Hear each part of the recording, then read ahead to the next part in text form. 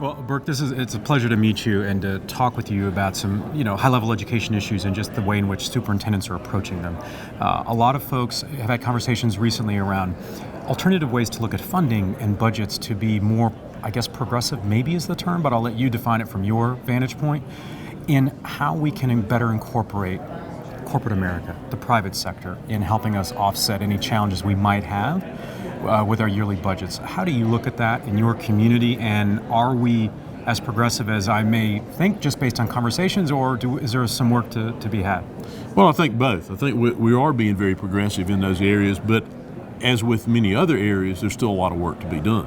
And I'd take a little bit of a different tact with it than what your question was, and certainly we're not overrunning with funds, and I don't think that's ever been the case, nor would ever be the case.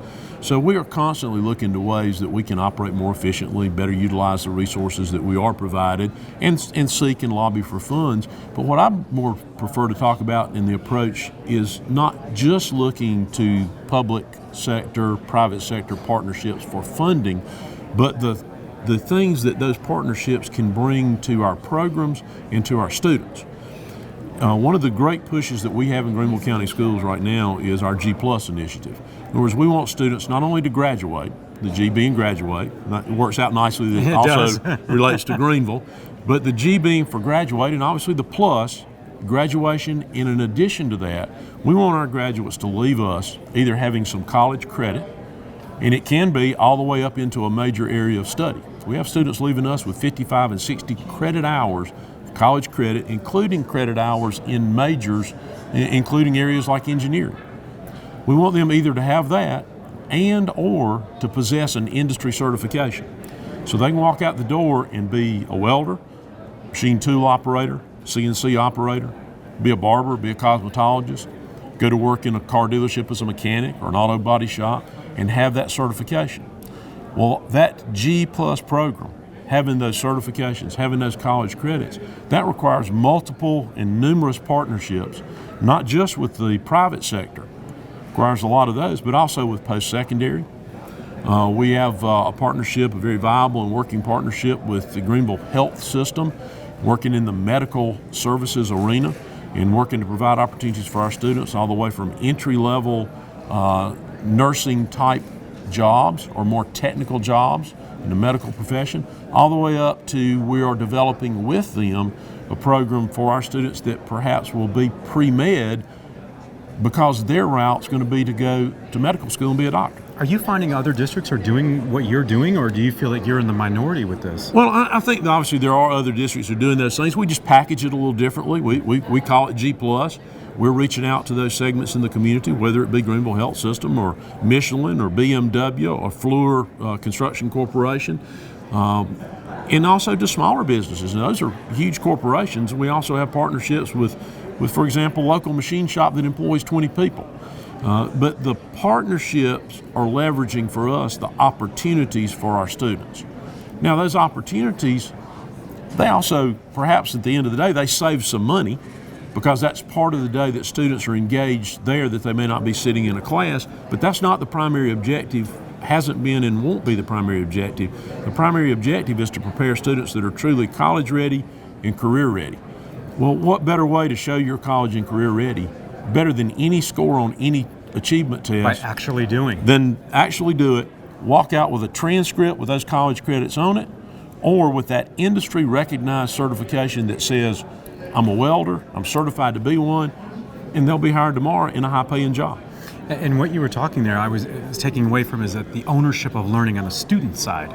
So it's one thing in your role, I would imagine, to, and as a leadership team, lay the foundation so that these opportunities exist, but there's also an inherent responsibility or built-in responsibility from a student's perspective to take ownership of that, not only from what they're learning in school within your district, but then how they're applying that in these opportunities. Well, there is. And anytime anyone's afforded an opportunity, there comes with it a responsibility to take advantage of that.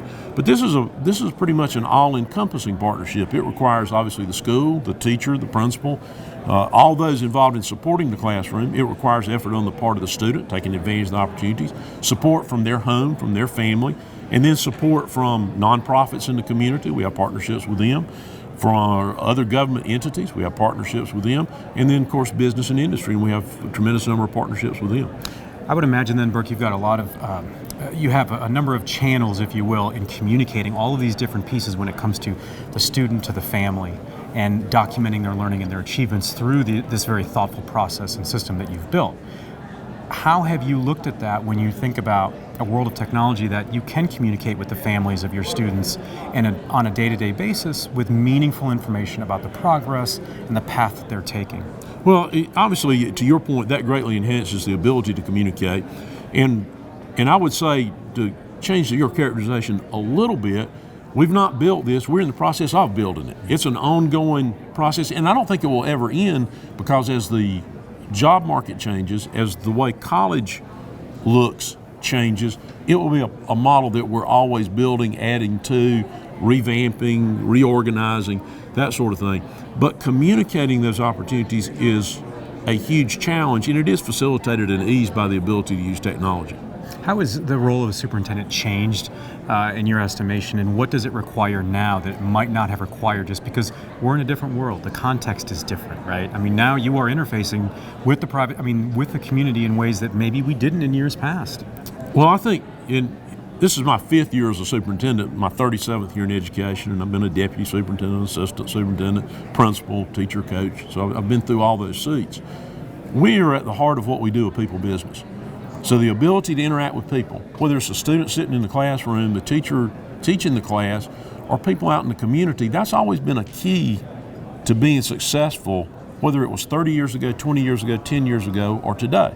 Now, it might be a broader audience, and we might be more open to, and should be more open to, and have to be more open to engaging outside the walls of the building. But it still requires you to have those people skills that have always been a part of being a successful school leader. You enjoy your job, don't you? I do.